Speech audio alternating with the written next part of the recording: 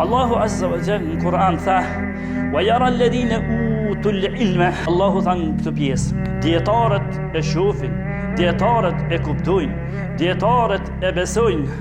Thot: "Alladhi unzila ilayka min rabbik huwa al-haq wa yahdi ila as-siratil azizil hamid."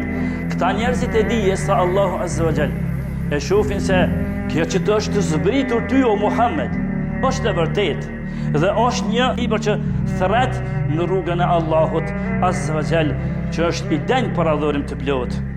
Për kështu na tregoi Allahu Azza wa Jall se kujt ju drejtu me kanë e mori si argument.